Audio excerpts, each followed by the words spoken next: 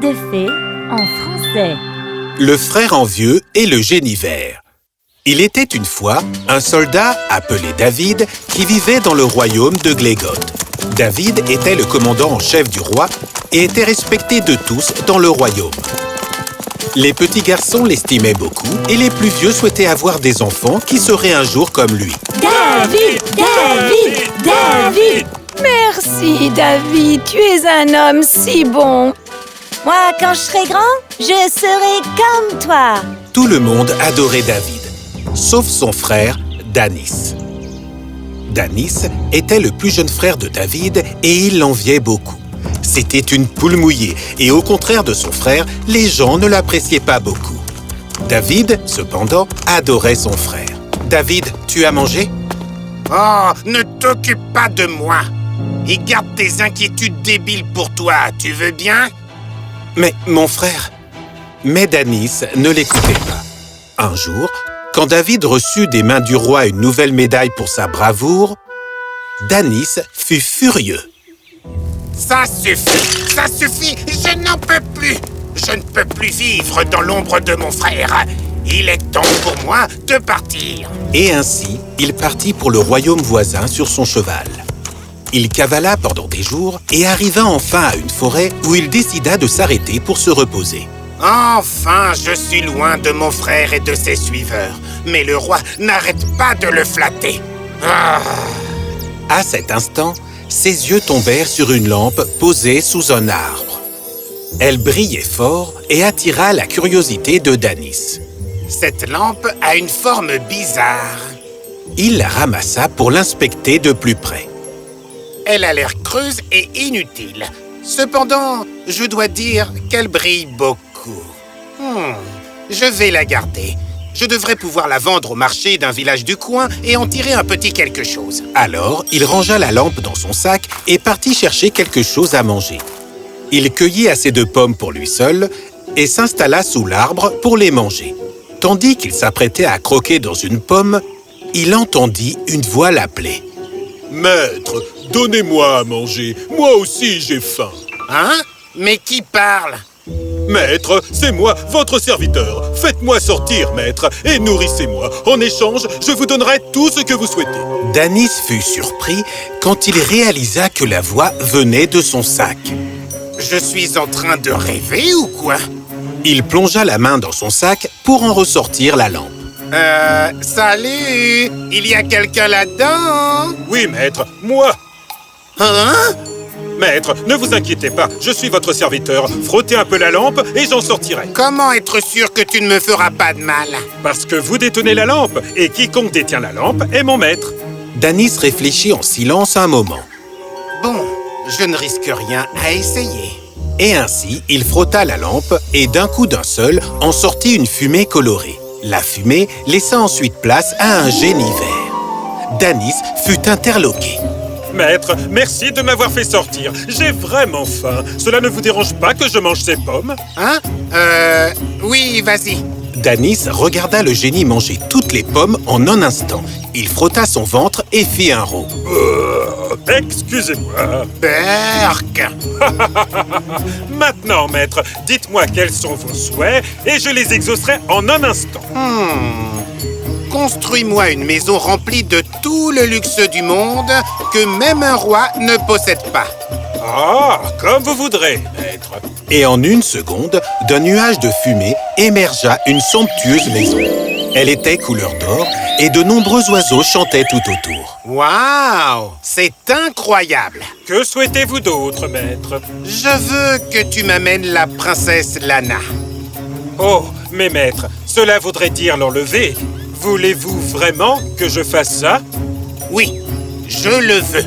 C'est en effet la seule façon de me venger de mon frère, car il est fou amoureux d'elle. Comme vous voudrez, maître. Alors le génie alla au palais et se faufila dans la chambre de la princesse Lana. La princesse dormait. Trouvant le moment opportun, le génie utilisa ses pouvoirs pour faire disparaître la princesse. Mais alors, la servante de la princesse Lana entra dans la chambre et hurla en apercevant le génie. Ah! Oh! La servante sortit de la chambre immédiatement pour prévenir les gardes. Le génie claqua des doigts et disparut en un éclair. David arriva dans la chambre en courant avec les gardes, mais il était trop tard. De retour dans la forêt, dans la maison de Danis, la princesse et le génie apparurent. La princesse se réveilla de son sommeil et, se retrouvant dans un environnement différent, elle paniqua. Où suis-je? Que se passe-t-il? Je suis désolé, princesse, mais j'ai reçu l'ordre de mon maître de vous amener ici. Ton maître? Es-tu un vrai génie? Je rêve ou quoi? À cet instant, Danis entra dans la pièce en tapant dans ses mains. Bienvenue, princesse, ou devrais-je dire, ma prisonnière. Danis? Toi? Mais qu'attends-tu de moi? Qu'est-ce qu'il se passe? Ce qu'il se passe, c'est que je t'ai kidnappé pour pouvoir donner une leçon à David et à tout le monde à Glégoth. Une leçon? Mais de quoi parles-tu? Là-bas au royaume, le roi était dévasté. Ne vous inquiétez pas, mon roi, je vais vous ramener votre fille. Mais comment vas-tu faire, David? Elle a été enlevée par un génie. À l'aide de ceci. David expliqua au roi qu'il avait une boussole qui pouvait suivre l'avancée des êtres surnaturels. Si on se base sur la direction vers laquelle pointe la flèche, elle se trouve dans la grande forêt d'Albaan.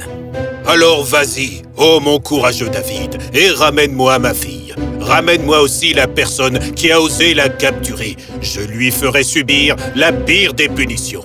David acquiesça et partit avec les soldats. Comment le fait de me kidnapper va donner une leçon à David? Oh, c'est parce qu'il est amoureux de toi. La princesse Lana fut si contente d'entendre cela qu'elle en oublia qu'elle venait de se faire enlever. Quoi? Il est amoureux de moi? Je suis amoureuse de lui depuis des années. Oh, merci beaucoup, Danis. Tu es un chou. Quoi? Un chouchou? Je ne suis pas un chouchou. Je suis Danis, le maître des génies. Techniquement, maître, il n'y en a qu'un, moi, alors... Tais-toi, ce n'est pas important. Rien ne l'est d'ailleurs. Ce qui compte, c'est que je t'ai enlevé. Et je t'échangerai contre le royaume de Glégoth. Et quand je serai devenu roi, j'emprisonnerai David et je serai heureux pour toujours. Danis, voyons, sérieusement, tu connais ton frère mieux que quiconque sur cette terre. Tu penses vraiment qu'il perdra contre toi et ton petit bonhomme vert? Hey, un peu de respect. Toi, tu m'as enlevé dans ma chambre pendant mon sommeil et tu viens me parler de respect? Je suis désolé. Que se passe-t-il ici? Vous devenez amis ou quoi? Je suis en mission, moi.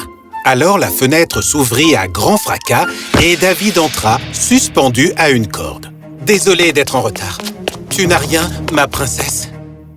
Ah, oui, tout va parfaitement bien, David. Je n'ai même pas une égratignure. David sourit et se tourna vers l'autre côté de la pièce. En voyant son frère avec le génie, il eut un choc. Danis, toi? Oui, moi. C'est bien moi qui l'ai enlevé. Mais pourquoi?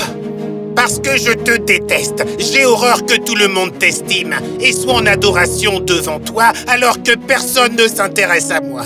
Tu m'as fait de l'ombre toute ma vie. Je ne le supporte plus. Mais, petit frère, je t'aime, moi. Ça suffit. Génie, capture-le sur le champ. Le génie resta droit et ne bougea pas. Danis se tourna vers lui. Génie! Eh bien, il est impuissant contre ma boussole. Désolé, petit frère, mais ta petite aventure se termine ici. Furieux, Danis chargea David, mais alors les gardes le devancèrent et l'attrapèrent. David remit le génie dans la lampe et l'offrit à la princesse Lana. « C'est pour toi, ma princesse. Avec toi, elle sera entre des mains sûres. » La princesse Lana sourit et enlaça David. « Oh, je t'aime, David !» Ce jour-là, David rentra au palais avec la princesse et ramena son frère devant le roi. Le roi fut fou de joie d'avoir enfin retrouvé sa fille. Ils se serrèrent dans les bras l'un de l'autre, puis le roi se tourna vers David. « Je suis si fier de toi, David. Une fois de plus, tu as montré quel grand guerrier tu es. Dis-moi donc, quelle punition veux-tu que je donne à ton frère? » « Oh, mon roi, je sais bien que c'est mon frère qui a enlevé la princesse et qu'il mérite une punition. Mais le cœur d'un frère n'arrivera jamais à souhaiter le mal pour un membre de sa famille. C'est pourquoi je vous demande de libérer Danis et je m'engage à ce qu'il ne fasse plus jamais de mal à personne. » En entendant cela, Danis éclata en sanglots. Il réalisa combien son frère l'aimait. Il tomba alors à genoux. Je me suis trompé sur toi. Aujourd'hui, je comprends pourquoi on dit de toi que tu es le meilleur. Le roi, qui assista à cela, fut très ému.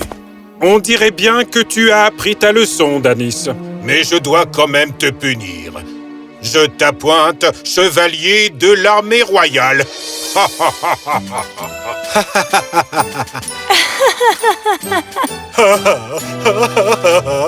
Lors d'une grande cérémonie, David et la princesse Lana se marièrent. Danis en fut très heureux. Quant au génie, eh bien, il fut libéré par la princesse Lana. Mais il choisit de rester dans le royaume et d'enseigner aux enfants les vertus de la gentillesse. Fin.